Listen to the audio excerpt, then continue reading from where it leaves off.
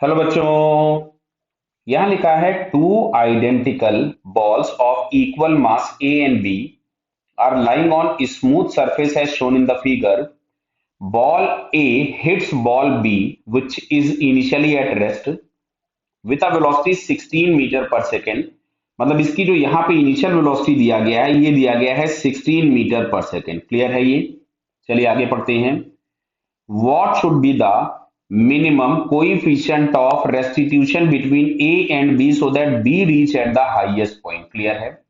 तो मान लेते हैं कोलिजन के बाद B को, कोलिजन के बाद, चलिए मैं कोलिजन के बाद का डायग्राम यहां अलग से बना देता हूं आपके लिए कि कोलिजन के बाद हम लोगों ने माना ये जो बॉल A है इसका वेलोसिटी कुछ भी v1 है और बॉल B की जो वेलोसिटी है वो कुछ भी v2 हो जाती है। This is after collision. Clear?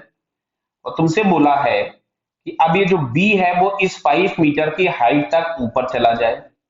तो देखो जो भी एनर्जी में लॉस होता है that is during collision. Collision के बाद अगर सारे फोर्सेस कंजर्वेटिव हैं तो फर्दर एनर्जी कंजर्व रहने वाली है। फ्रिक्शन है नहीं, कोई लॉस होना नहीं है। तो बॉल बी के लिए अगर हम लोग लिखेंगे तो half M into V two square is equals to, हम यहां से लिख सकते थे एम जी एच, एच बराबर हो गया 5। क्लियर है? तो यहां से V2 square is equals to मिलता है 10 इंटू 5 इंटू 2।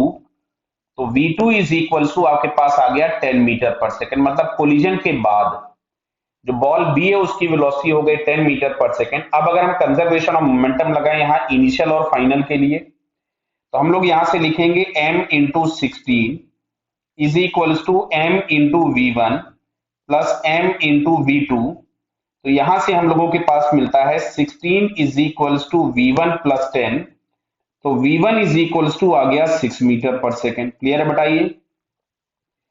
अब पूछा गया था कोएफिशिएंट ऑफ रेस्टिट्यूशन। तो कोएफिशिएंट ऑफ रेस्टिट्यूशन जिसको हम ई से डिनोट करते हैं, this is the relative velocity after upon relative velocity before. तो आफ्टर कोलिजन जो वेलोसिटी है that is V2 minus V1 और बिफोर कोलिजन तो वेलोसिटी हम लोगों के पास V है जो 16 दिया हुआ था, यही होगा। क्लियर? तो V2 minus V1 means 10 minus 6 हम लोगों के पास आ गया 4 अपॉन में 16। तो ये आ रहा है 1/4। तो 1/4 अगर हम चेक करें तो ये हमको सेकंड ऑप्शन में दिया हुआ है। Clear? So it's second answer is correct. Clear बेटा? Okay, all the best.